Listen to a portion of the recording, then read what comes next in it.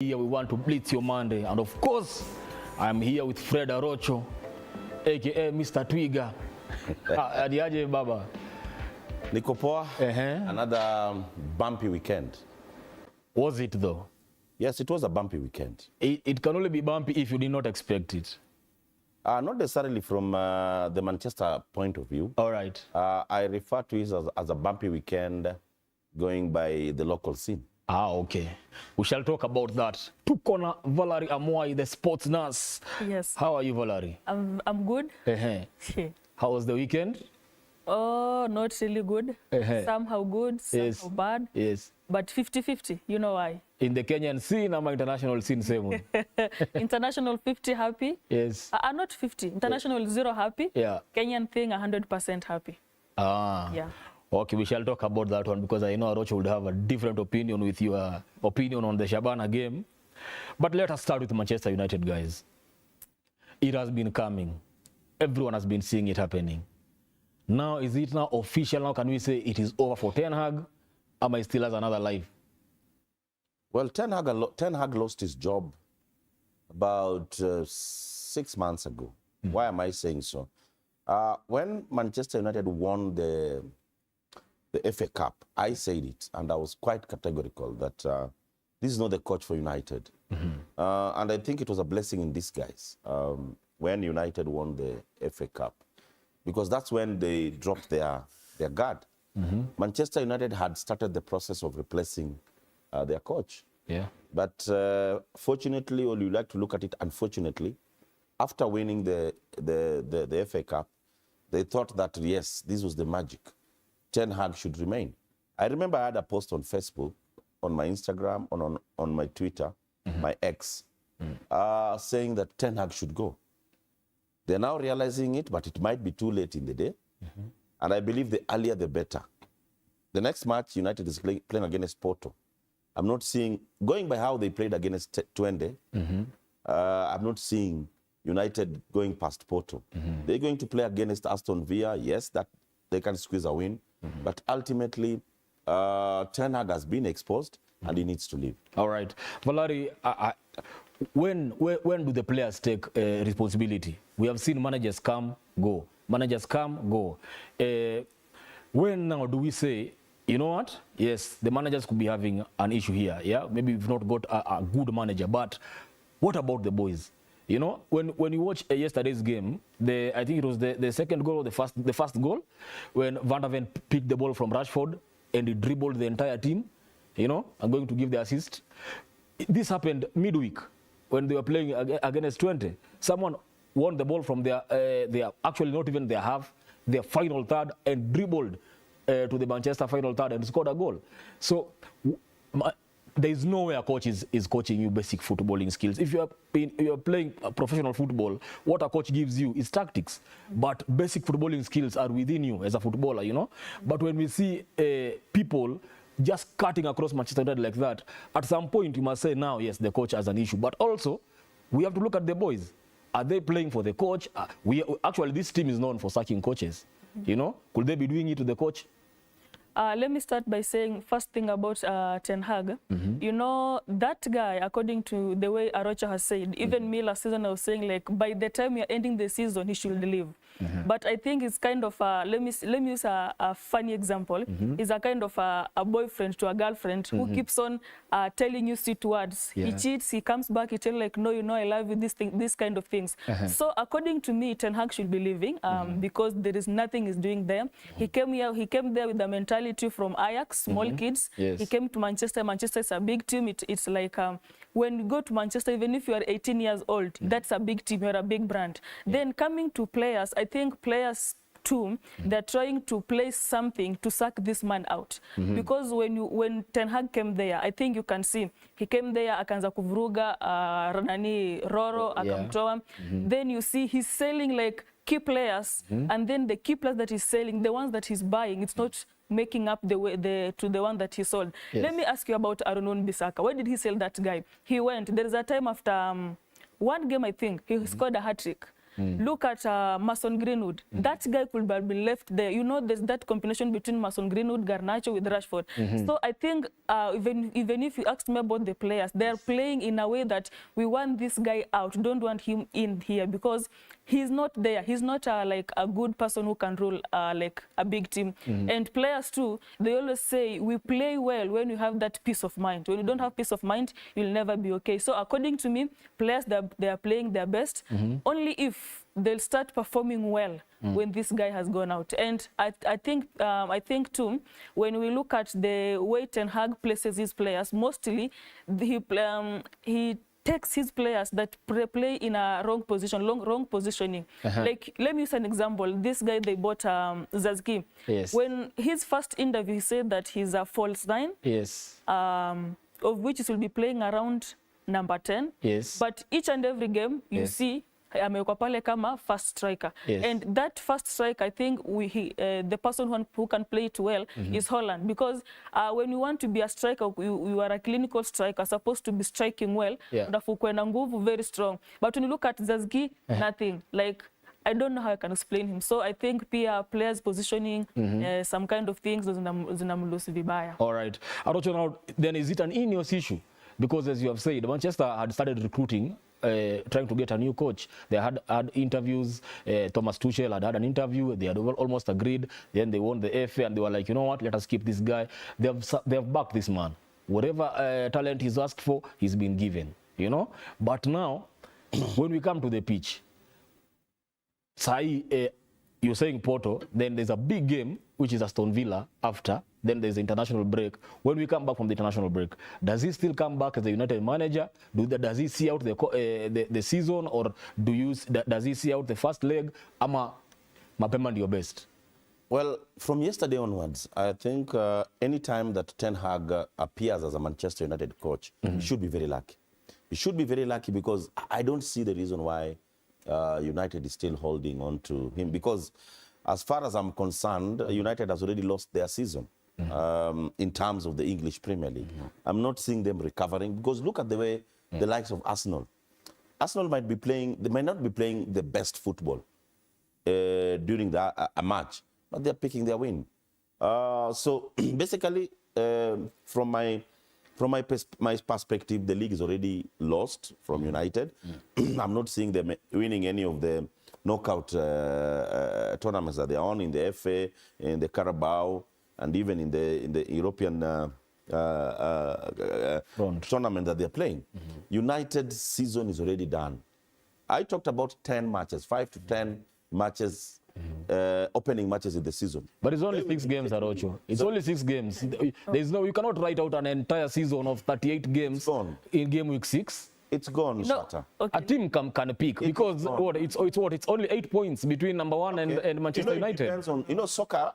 Soccer basically is a game of moments. And if you don't seize your moments, for example, look at the first match they played. Was it against Fulham? Yeah. It was a win. But you could realize that this win was not that It was a fluke. In that win. Look at the draw they picked against Twente.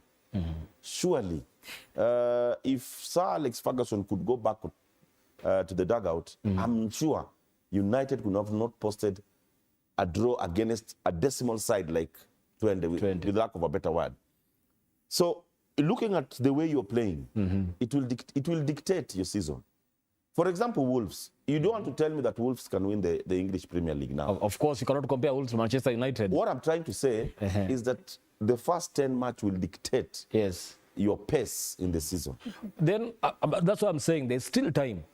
Like, it's only 6 games. There's 32 games to go. You know, there's a lot of points to be picked along the way if you change the manager. But even if you change the manager, there's a question I'm asking and you guys are not answering me. When do the boys take responsibility? For example, has Bruno Fernandes been playing as a captain for Manchester United?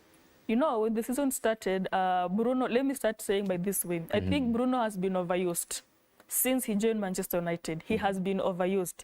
And when this season started, the way he was playing, he was like, you know, they always say your body posture tells more about you. This guy has been overused. And then when the season started, he was not in his form. So I think ile red card ya jana pia ilikuwa inamsaidia like aenda apumzike. Like he's And for me, he's not a good captain to that team. Ilafaa pay mtu mwenye knows how to handle things.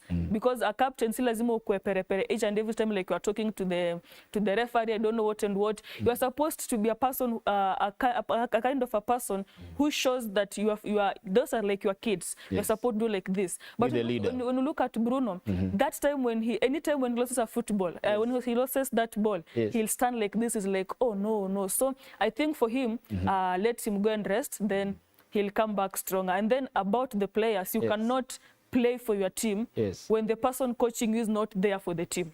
Then even if you take the armband from Bruno, who wears the armband? Remember, it was taken from Harry Maguire by this same coach. It was given to Bruno. So if you take the armband from Bruno, who do you give it to?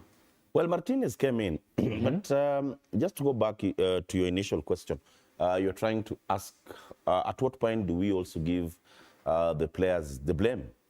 Shatta, inconsistency in his lineup has also been a point to talk about. Look at the fact that defense, either it's Maguire, Martinez, Delight, you know, there are times when Manchester United was taking, you could be sure that Vidic would be in that central defense. You could be sure that Patrice Evra could be in that defense. You could be sure that, you know, a team is not just waking up and picking anybody. You must be consistent in the way you field your players. The communication, the kind of the synergy in that defense should also be there. I'll refer to what Valerie has talked about. Why did we drop Wan-Bissaka? For me, Wan-Bissaka was more than a defender. He was giving us options up front. You could see that when the team somehow was stuck, you could see Luke Shaw doing his stuff on the left, and then Wan-Bissaka could also be doing something on the right. And basically that could open the game for United. Once again, this guy is confused. It's just a matter of time. And I believe that the earlier that he's kicked out of this team, the better. All right. All mko nyumbani, get interactive with us. We have a question of the day. Tunataka kujua, do you believe Man City wata defend kikombe? Will Man City defend their EPL title from the way they have been playing? Tuandikie SMS 22047 ama #Monday Blitz tupeleke na rade, si ndio? Alafu tutasoma feedback zenyu. Pia we will take your calls. Watu wa Manchester najua mumeaka moto sana. You want to talk. But let me ask you about Chelsea. First of all, let's talk about a coach that people didn't believe in. When Maresca came, people said, huyu by December atakuwa ameenda. You know, but the way he's been playing, the team has picked. Alikuja, he had very controversial statements. He kicked out people like Sterling. You know, he said, I'm going to work with 21 players. Our 45 amenunuliwa. Mimi sina kazi now. But they are working. We are seeing a Cole Palmer that we had seen a style that he could pick from Man City when he was coming to Chelsea. We saw the sparks in the boy. There was this talk during the Euro that he could bench Bukayo, but right now under Maresca, he is now. You could actually Maresca himself said that currently this is the best player in the Premier League right now. Do you agree with the coach? And what is it that he has got right at Chelsea? Val. You know, let me start by talking about Enzo Maresca. When he came to Chelsea, I think the players were already there. Watu ngamebaya, I think in watu wawili watatu peke yake tangu aingie pale. So aliingia pale and he got that there were talents, and at Chelsea I think the management, they are very good. Wanafikiria mbele, because buying players like let me talk of Enzo, though Enzo was a West kitambo, then akarudi, Cole Palmer, and I always blame Manchester City for selling Cole Palmer to Chelsea. Why? Because they just want to kill us. I don't know why they sold him. So ukiangalia Enzo amefika pale, alafu ameunda kikosi, na I think pia ile formation yake ameiweka pale na tactic imefanya vizuri with those players. So it's a good project for him, and he should be thankful for the person that alikuwa alikuja akabuy those players before he came. Yes. And at Chelsea everything is there. Kama wana stadium hiyo itusumbui sana. So according to me, Cole Palmer is by this a good player. You have said he can bench Saka, of which is the truth, because Cole Palmer is a kind of a player. No, it's not the truth. It's just talk. It's talk they have. Nobody is benching Bukayo. Me, I'm saying the truth because he's a clinical player. So you don't want us to talk about Bukayo? No, we will talk about him, but you cannot bench him. Imagine why would you bench him? Bukayo has 6 assists in 6 games. No problem. Okay. How many? We are at Cole Palmer. Okay, we can get to Bukayo if you want. Yes. Cole Palmer akona assist ngapi? Hazijafika 6. Akona bao 6. No, wait. Akona bao 6 ndio, lakini assist hazijafika. No, soccer is about goals. Look at the fact that he scored 4 goals in the first half. Yes. Yeah. The first player in the English Premier League to do such a feat. But all said and done, I think Chelsea is the most consistent team. Chelsea is the most composed team in this league. Look at the fact that they're currently on 4th on the log. And you know, when the season was starting, I even had a post where I put Chelsea's about 50 players celebrating a goal. I was trying to refer to the fact that there are many players at Chelsea, but they have been quite consistent and they're very cool. That is leadership. You know, at times you might not be a good coach, but you're a good leader. If you have a combination of being a good tactician and a good leader, then of course the team will excel. That is precisely what's happening at Chelsea. At times he takes the pressure off his players with his controversial statements. And Mourinho perfected it so well when he was at Chelsea and when he was at Porto, and of course when he went to Italy. I think this is a coach that has realized that I have come in a mess and there was no pressure. I'm sure the targets that he was given this season were quite low. So the pressure was low and he's handling it quite well. Would you say Chelsea is a title contender now? Yeah. Yes. Yes. Number 4. Look at how they might not be playing well. And I'll take you back to when Leicester City won the English Premier League. They're not really performing, but they're getting their wins. You know, what matters in a soccer match is the 3 points. Hizo zingine zote ni kelele. All right. Talking of 3 points, Arsenal gave us a scare against that Leicester you're talking about. Game ilianza vizuri sana. Arsenal was dominant. At some point, I think possession was 100% to 0. You know, during the first half. But actually, no kweli. At some point, I'm telling you, like 5 minutes. There were like 5 minutes. Pali ball ilikuwa inaguswa tu na Arsenal. Leicester wamesimama. At some point, it was almost 100% to 0. What I don't like about Arsenal people. Imagine that the first half. Not performing, bado wana mdomo. Now when we are performing, what are you talking about? I'm saying, in the previous season, let's an example 20. Yes, Arsenal were not performing, and you could still feel the noise from Arsenal fans. Now Arsenal is performing. At 100%. At some point, it was 100% to 0. You know. Second half. Yes. Ulikuwa na position ya ngapi? Second half, we still had the ball. Do you know what Martinelli? Actually, waliangukia bao mbili za haraka. Ya kwanza ilikuwa ni deflection ya Kai Havertz.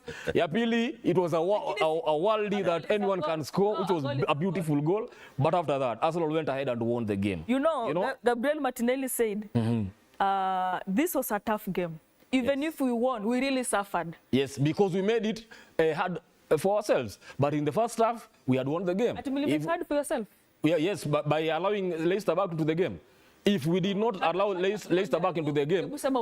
Second half, mulikimbizwa how? No, so that's what I'm saying. You know, Arsenal made the game hard. Why? In the first half, Arsenal was in total control of the game. A player just... Valerie, mimi muomba Mungu sana Arsenal isiwin. Because when there are a lot of adjectives that... But the point is this. Yes. Kudos to Arsenal. Yes. Do you know that Arsenal made 36 shots on goal? Yeah. And out of the 36, 16 went on target. That goalkeeper was... For me, when wonderful. Jamani kuna nyinyi. But when it's, you know, Shatta, and it's not only you. I even have another Arsenal fan who, according to him, Arsenal has already won the league. It's too early. It's too early. Believe. Manifest. You believe and you manifest. Let me tell you something. No, okay, listen. You have seen every team plays. What team do you think is going to stop Arsenal? That is the question. Arsenal and Man City are still the only two unbeaten teams in the league currently. Listen to this. And you answer this. No, listen, then I'll answer. Okay. Don't be surprised even Chelsea can win the league before you win.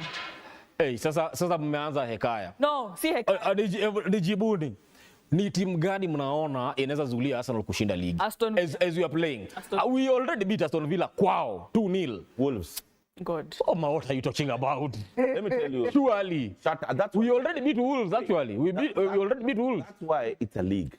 That's why it's not a knockout. No, but Arocho, the best predictor of future behavior is past behavior. But okay, you know, how the is way it the past team. behavior? No, we are talking about the last 6 games. No. We are judging the league from the way we've been playing the last 6 games. Past behaviors. Yes. What is your past behavior? When was the last time Arsenal won the league? Don't talk about past behavior. But let's proceed in this sense. Yes. I think Arsenal performed so well over the weekend. Yes. I'm now slightly getting convinced that Arsenal is a contender. Initially, I never thought of Arsenal as a contender. Going by their past history. But once when I'll start judging Arsenal, is after Christmas. I normally judge Arsenal after Christmas. After tusha ile candle ya Christmas, tukaimba Christmas carols, that is when you start seeing Arsenal in true. Yes. So usianze kuongea sahi. We still have another 3 months to see the real Arsenal. Huyu Arsenal unamuona anaweza kwa si huyu Arsenal tunamjua. But when you look at Arsenal, when you compare Arsenal and Manchester City, I think this round Arsenal is more serious than City. And I think it's because City, KDB got injured, Rodri pia ndo ametoka for 1 season. So ukiangalia, and then the way Man City is playing, I think Pep ashajua, the other coaches washajua how he plays, how his tactics, his formation, so washamsoma in and out. So I think ukiangalia City na Arsenal is better off than City. But I think, you know, using Saka, tunaweza waponza vibaya. Overusing of Bukayo Saka. Mkiacha kijana arrest, mngemtafutia another option ya hiyo wing because he's big overused. But after the time we already have an option. We already have Raheem Sterling. Don't worry, if Bukayo amechoka akiacha kuassist tutamweka chini, Raheem apige hiyo ama hata Jesus apige hapo. How many minutes has Raheem played so far? Well, he's not had enough minutes. Yes. Because the positions he's supposed to fill in are the boys have picked. So you look at Martinelli. Martinelli has picked. You cannot talk much about him at Arsenal. You can only make his reference from where he came from. Yes, that's true. And so, we know he's a bowler. So you cannot really have him as your plan B. Why can't we? No. But how many minutes has he played? No, still, but is the minutes amecheza amedeliver. We gave him minutes against Bolton, and we saw what he did. He had a goal and an assist. You have a good boy by the name Nwaneri. Yes, Ethan. Yeah, perfect boy. In fact, he changed that game for us. Let's talk about that boy because when it looked like everything had gone, we were dropping 2 points against Leicester. The boy came in and changed the game for us. You know? It's okay. So that one also tells you about Arteta believing in the academy players. He gave them minutes during the Carabao game. He gave the academy grad ones minutes, and now he's graduating them to the senior team. Me, the only thing I give credit, other than yesterday's match, the resilience and coming back, I think the fact that Arsenal has so far played against Man City, Arsenal picked a draw against Atalanta, Arsenal squeezing a win over the weekend against Leicester. So for me, I'm seeing some sort of consistency in the team. Yeah. But let's just give Arsenal another 5 or 6 months. I'm not saying that. Why are you not saying this against City or Liverpool? But City, why Arsenal? We've just talked about City here. Valerie said that City is not the City that everybody was expecting. But if it was City that was performing, the Arsenal is performing now. Would you still say, let's give City some 6 games? Why? No. And they're defending champions. And you know something funny about Manchester City? Wanaweza pigwa ifike mwisho, they win all their games. I think that's hiyo ndio kitu yenye Pep akonayo kwa akili. Mnaweza pigwa ufikire like maybe they have lost this game mid season, like the other season you were top of the table like for how many days? Was it 120 days? Then down. Yes. So ni coach ambaye pia na huwa anafikiria mbali. Do you think kumiss Rodri an entire season inaweza kuwa ndio sasa the straw that broke the camel's back for City? Vibaya sana. Ama Kovacic is up to the task? Not really. Even if you look at Kovacic nowadays, is not that good the way he was. And then Ike Gundogan came back. I think alipotelea mind Barcelona. So I think City has, I think they have to plan. Mid transfer. They have to look for someone who can replace Rodri because KDB pia ashaanza kukua prone to injuries. So they have a long way to go. All right. Arocho, do you still have the same opinion? Kovacic anaweza replace Rodri? Well, ama urudi soko? Replacing a player of Rodri's stature ikwagi rahisi. Because, you know, soccer is a game of the people, you are as good as the people playing around you. And at times, the people playing around you are also as good as you are. What I'm trying to say is that replacing a key player at times is not that easy. But kudos to City, regardless of the fact that they didn't get the 3 points, the shots they had on goal, 16 shots on goal. A good coach will describe his team by the number of shots we made on goal. Because look at what United did. That is a match that Atletico leo, I'm sure they're going to lose. Because in the entire 90 minutes, United only made 2 shots on goal. And that's why I'm referring to City. 16, a total of 16 shots. Yet, yes, Zina is off target. But nakumbuka, my coach used to say that the moment you take a shot, and the inje ishikwe, it shows that you've completed your move. Yes. So, in other words, Man City completed a total of 16 moves, and that is so positive. Yes, they could not get the 3 points, but I think pia complacency inaanza kuingia kwa hii team, and then panic also. Soccer is a mind game. You pick a draw this match, the next match you pick another draw, it kills your confidence. And once your confidence goes down, lift, it's a task. Though Pep is normally up to that task. Look at his performance wherever he's been. In Germany, in Spain, and now in England for the 3 seasons that he's won the league.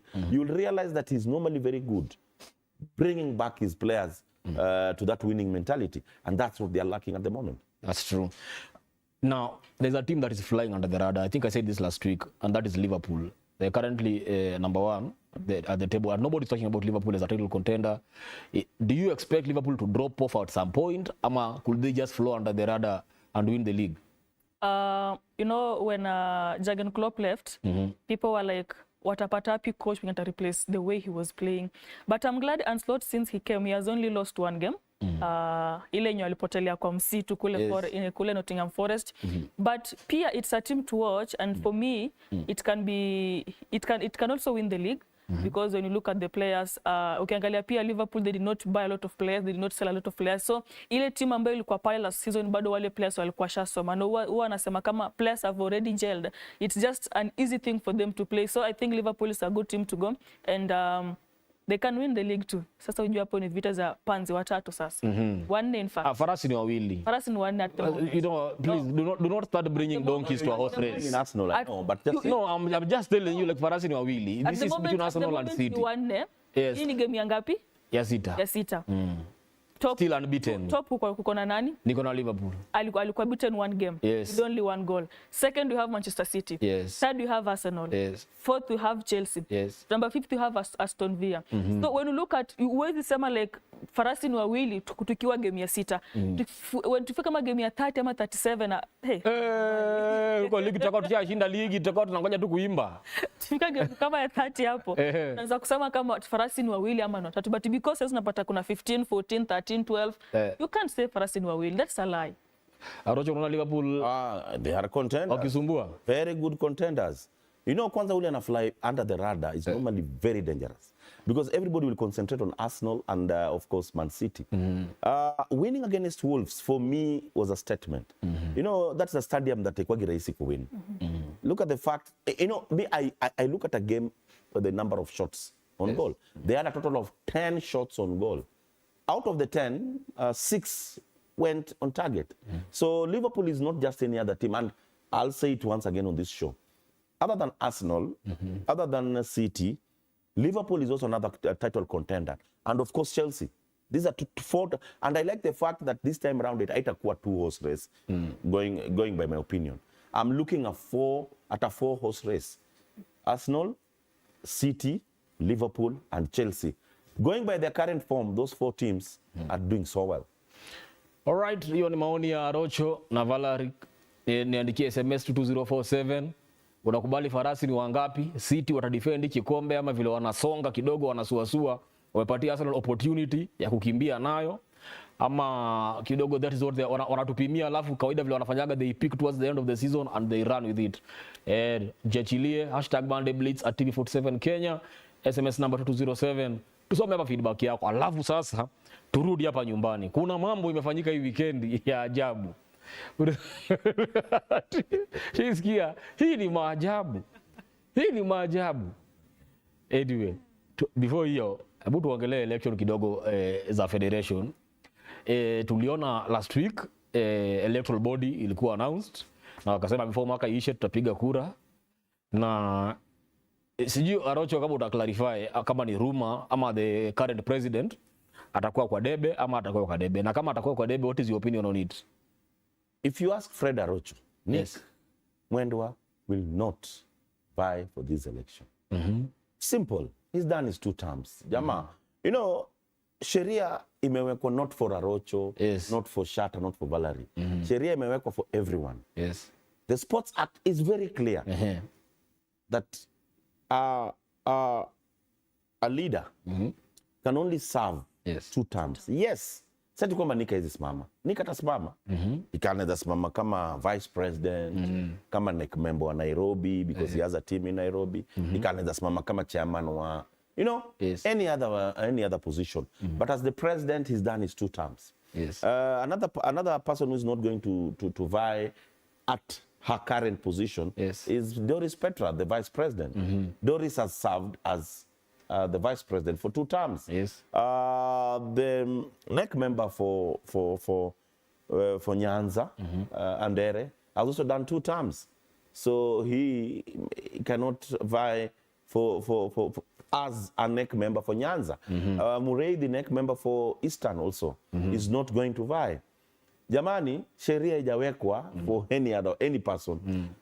But all said and done, people are talking about a lot of stuff. I think we need to do our elections. Yes. Na tuwacha iishe. We start thinking about CHAN in February, AFCON 2017. But I'm seeing people trying to delay this election with a lot of intention. It is done purposely.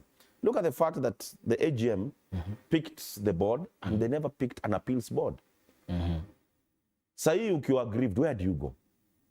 Back to the federation. You know, and I heard the chairman of the board saying that they'll refer to the appeals board of the federation. Yes. No. FIFA in their own rules says that the SGM or the AGM will pick the board and the members of the appeals board. You understand? Yes. I'm seeing somebody being mischievous, creating confusion to buy time. But jamani, Sam Jamwea was a leader in Kenyan football. But time yake ilipofika, vile pia hakuwa anataka kutoka, halitoka. I'm telling guys that come CHAN in February, we'll have a new president. Take it from me. Val, kuna kitu Arocho anaavoid kuongelea. Isi hiyo sheria ya 2 terms. You can argue that each ni kitu ililetwa nikiwa already na serve. Sindio? The current president will argue that hii sheria imekuja nikiserve. Meaning now I can vie afresh under this new constitutional dispensation. Sindio? That is one. Number 2, anaweza argue that term yake moja ilikuwa interrupted. Unakumbuka? Kuna term yake yenye hakuserve ilikuwa interrupted mbaya sana when we went to a caretaker committee to be running the league, sindio? Makosa ilikuwa president. Ilikuwa ya country, ya government. That is why FIFA ilikuja na ikasaidi na federation. Sindio? So akona hizo options zenye anaweza tumia sima jamaa, mimi term yangu ya kwanza ilikuwa interrupted ama ya pili ilikuwa interrupted. Na hii katiba mmeleta ya 2 terms is a new constitution that naweza sema na come afresh nayo. What I get? But hizo loopholes ziko. But is it good for the game? Is it good for Kenyan football? Not really. And acha nikujibu ina kutumia mbinu nyingine. Yes. You can't tell me when you go to when you change a school from, let me use Muranga, you go to Alliance, ufike 2 times then wa change uniform, you'll be like nimeingia to change nirudi back to the other uniform. They always say enda na mkondo venye umepata venye iko. So mimi, according to me, I don't wish to see Nick Mwendwa again vying for presidency. Because they always say we have to change our things. Tuone venye this person amefanya, we see another person venye amefanya. And I'm happy I saw Toto Kakamega pia alisema nataka kuvai for presidency. So let's select in new people so that they can change the way our football is. Because talking about ile time yenye maybe hakufanya time yake vizuri because of ile ya community interference by the government. And the caretaker committee taking over. Yes. The caretaker committee, it was still under his rule. No, it was under the government. But who was the president? He was suspended.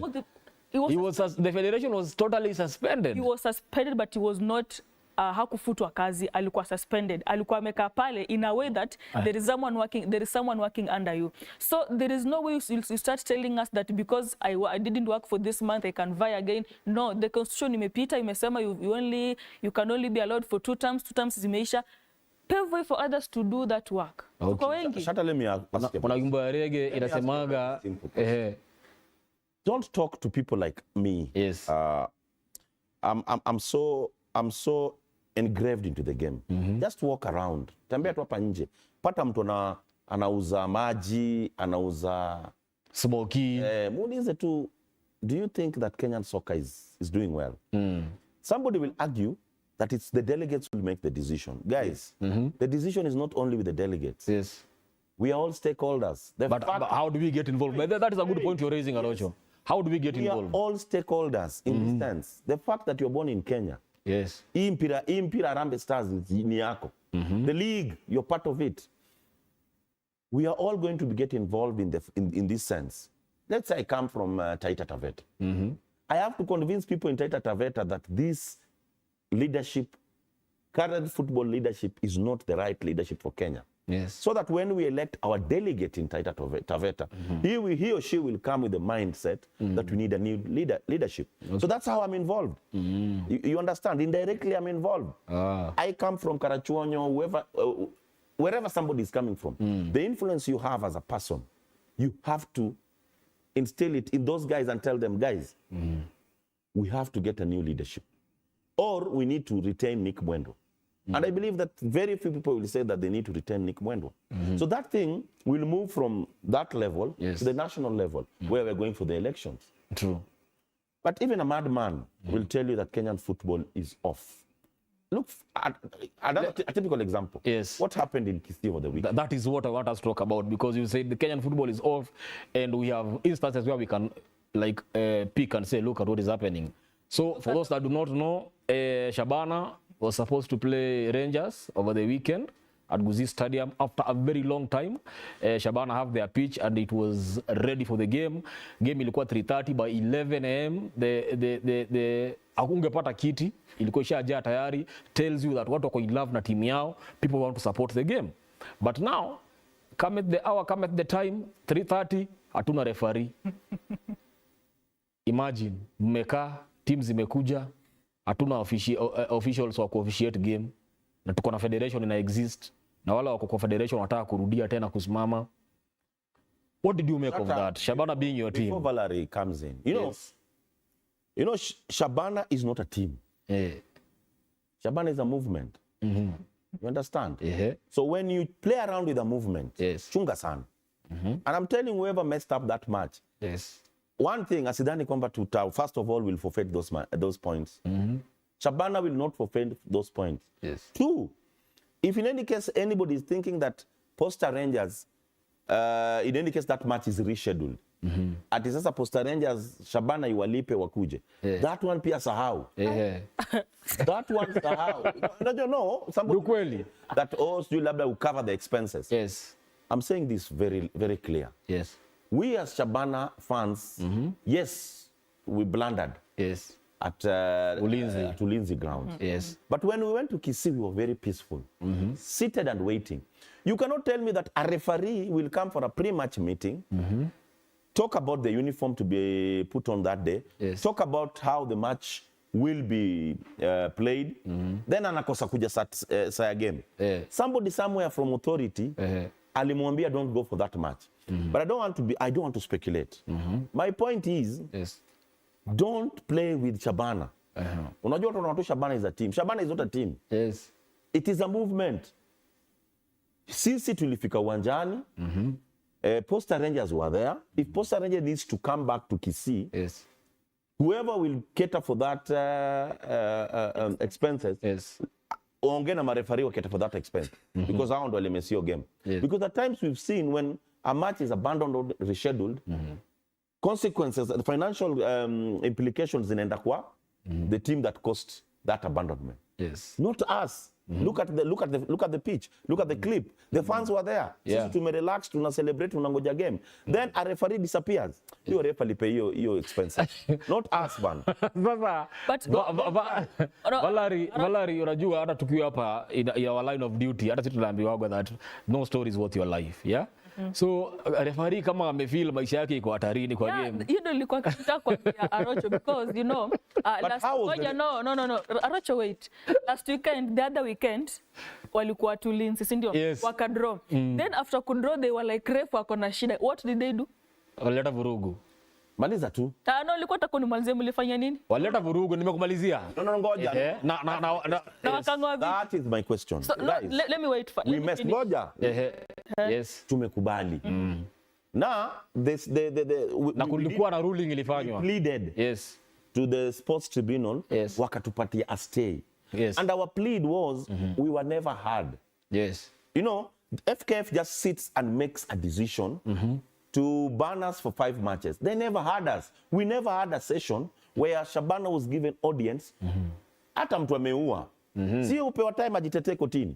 Lakini you know, I'm not trying to justify what happened in Atlangata. It happened, It yeah. was wrong. Yes. And I condemn, and in fact on my Facebook I condemned it. Yes. But you have to hear us. That's true. But maybe we can talk about the officials waliogopa because by 11:30 stadium ilikuwa imejaa. But surely, Whose responsibility? No. Okay. You're confusing us. Let me ask you, ndio wanaweza kuwa waliogopa. Walikuwa na uoga. What happened at Ulinzi? Maybe inge happen hapo. President ishasetiwa. My point is they were afraid because walisema security pale ilikuwa kidogo. Surely. More than Na aya ngoja. Nataka tusikize Pamzo. Ngoja kabla tusikie. Hebu look at the security situation. What are your clip iwekwe hapo? Yes. Police were there in dozens. but walikuwa wachache. What are you saying? Walikuwa wamehofia like maybe. What is Valerie saying? No. Aya, ngoja, tuna clip. Yes. Nipatieni tu time. Okay. See those. Hawa fans wanakaa kama watu walikuja noma. Hapana. Ulinzi walikuwa wamekaaje? But Ulinzi walikuwa tu hivi game ikaisha. No, I was at Ulinzi Stadium. What I'm trying to say is this. Yes, there was problems at Ulinzi. You cannot pick what happened in Ulinzi and take it to Kisii. Kisii hiyo ni hometown ya Shabana. Sasa wewe, That's the okay, look at the security. You want to tell me that from now onwards, Shabana utacheza Kisii? How many kiwanja imetengenezwa for a very long time. times Yes. FC Leopards issues zimetokea. The next match zilichezwa. Yes. How many times Gor Mahia issues zimetokea? Next match haikuchezwa. Imechezwa. Walikuwa na bando alafu wanaenda na Kabana. No, Na mimi niko na swali. Whose responsibility is it to ensure security ya ref? Shabana as the home team. Look, angalia Makara wale walikuwa pale na this was the first side. Ile side nyingine Makara walikuwa wamejaa. Yes. The point I'm trying to say is this. Lakini pia Don't judge me by my previous incident. Yes, we messed up and I'm condemning it with the strongest term possible. Yes. Wale ambao walivunja viti nini wapi? Ulinzi complex. Yes. Now I condemn. I'm not supporting them. What I'm trying to say, look at the atmosphere. Look at the atmosphere at Kisii. Hebu angalia vile mashabiki wetu walikuja. Hebu tusikize Pamzo. Don't try. Let us listen to the Shabana head coach. Love to Rudy. Don't try. Yeah. Kwanza naiangalia hii ni mechi tuko ugenini, tumeanza kufungwa, then character ikako kwa team, tukakuja tukakomboa na tukapata bao ya pili. Maamuzi. Hii ni kitu hata msimu uliopita ilituumiza sana. Hii game yetu na Ulinzi, kama tungeenda zile dakika ziliwekwa 5 extra time 5 tuzicheze, then hizi points 3 zilikuwa zetu. Lakini mwamuzi ilibidi aongeze dakika 3. Mimi sijui kwa nini aliongeza dakika 3. So angechezesha zile 3 alikuwa ameinua, then tungekuwa tuna points 3. Lakini kitu sisi tunataka kama Shabana ni fair play. Kutoka kwa referee, fair officiating. All right, umesikia Pamzo hapa amesema kitu wanataka ni fair play. Na kiukweli hauwezi amua outa ref game juu ati kulikuwa na mayhem kwa game nyingine. Thank you. Unaget kama federation imeamua ni aje game inaendelea. Unless wangeandikia Shabana before the game waseme, you know what guys, your game will not proceed because of ABCD. That one would be understandable. Yes. But now, Abu, let me ask you. Kuna mafans walitoka hii Nairobi. Yani watu walitoka because ilikuwa ni kama opening ya grao. It was homecoming. Unaget ilikuwa homecoming ya team. So watu walitravel from everywhere kukuja ku experience kitu. Na team na pia teams zilinika expenses. Juu siniambia ati Posta walifika Kisii leo wacheze leo. Yes. Unaget walikuwa wamefika wamejipanga nini kule accommodation vitu walikula unaget. So who takes responsibility for that mess? The responsibility will either be with the federation because hao ndio wana nini puppetee. Yeah. Hao ndio puppetee wa ref. Referee ni puppets wa federation. Yes. With the lack of a better word. You cannot tell me that federation iliambia referee in the game wakakosa kwenda. I like your argument, Shatta. Hii game wao kuamka tu early morning kwa watu wanaenda game. We got our stay, I think, on Thursday or Friday. Yeah. The team traveled. In fact, kama federation ingejua ama referee wangejua security is not good in Kisii, wangeambia nani wasiende? Posta Rangers. Posta Rangers. Na referee were traveling from wherever they were traveling from wende uwanjani. You know, when you tell me that referee alifika Kapatati, when waka realized that the crowd was big, so that they felt insecure, what are you telling me? Kisii cannot hold past 20,000 fans. But Manchester United has 67,000 fans. So wewe certain fans ndio wamekusikia. But all said and done, guys. Nyinyi ongeeni tu. Musituletee uzito ati sijui tunaenda kulipa sijui nini. na by the uzuri mlicollect was it 1.5 million? Okay, sisi issue nimekwambia. Yani I've said mlipata. Yes, gate collection. Yeah. The point I'm trying to tell you, and I want you to understand this, Valerie. You know, Shabana is not a team. Sisi pesa 1.5 is nothing to Shabana. That is a movement, my friend. Yes. So 1.5 sisi hata si gate collection. Yes. Issue yetu ni they have to go by the book. Whoever alikos marefari kutokuja uwanjani, you will pay for expenses za Rangers going back to Kisii. Okay. But msituletee sisi. Nimepata hiyo bait nilikuwa nataka ya Pamzo. Acha tumsikilize alafu turudi tusome feedback ya watu wanasema aje. Au sio? We have not played this game, or something maybe has happened to the referees. I'm not really sure.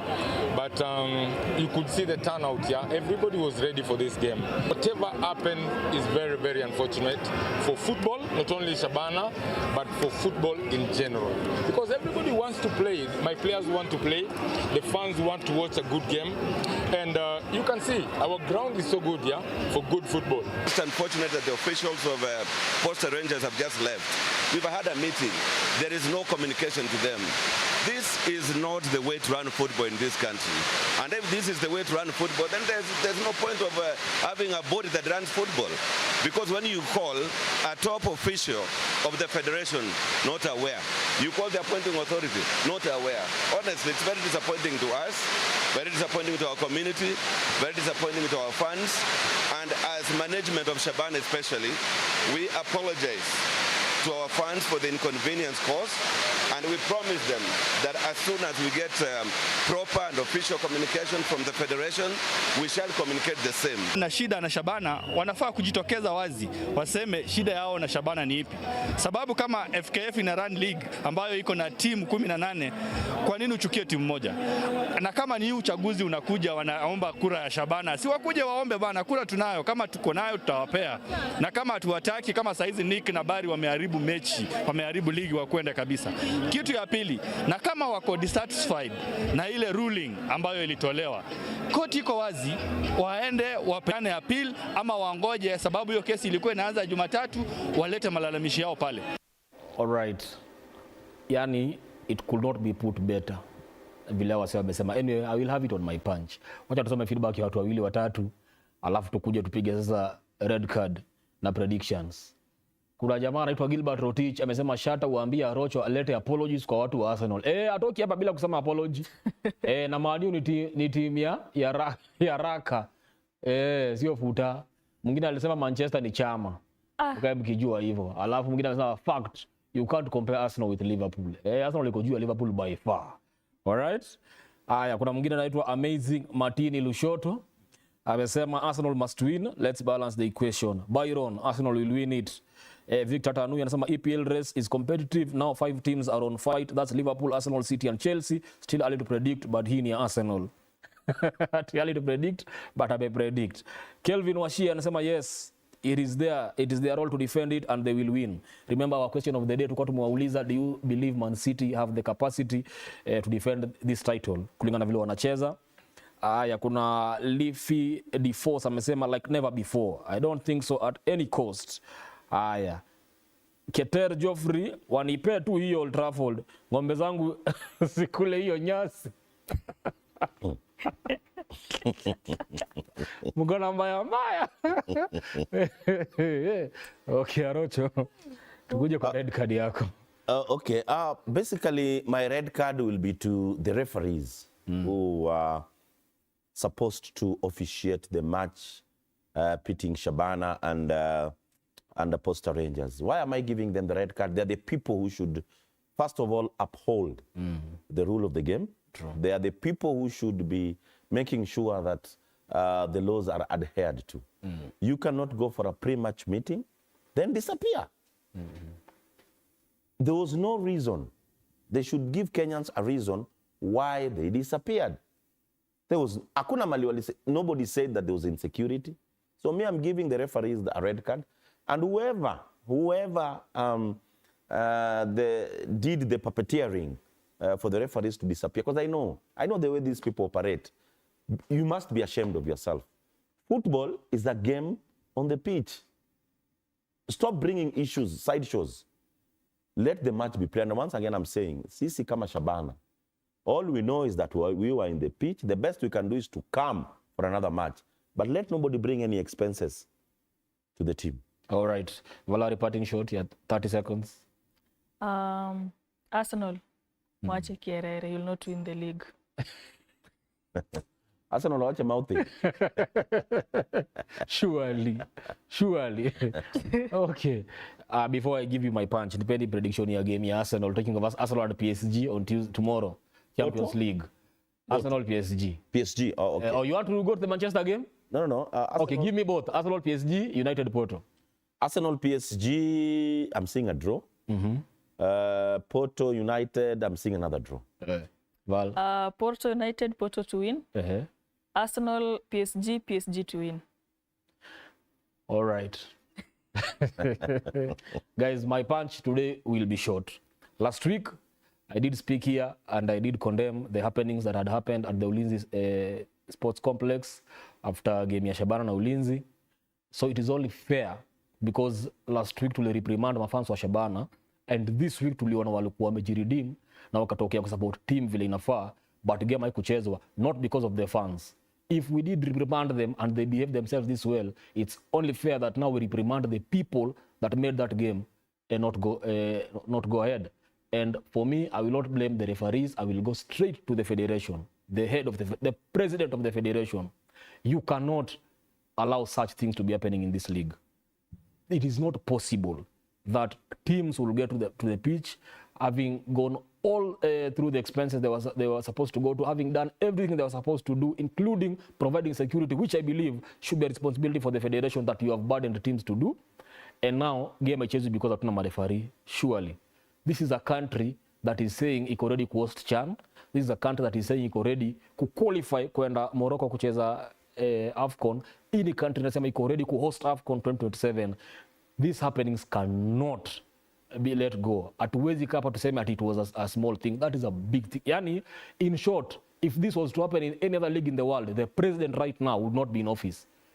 Imagine today Arsenal Manchester met at Old Trafford and then the game did not go through because the referees hawaku show up.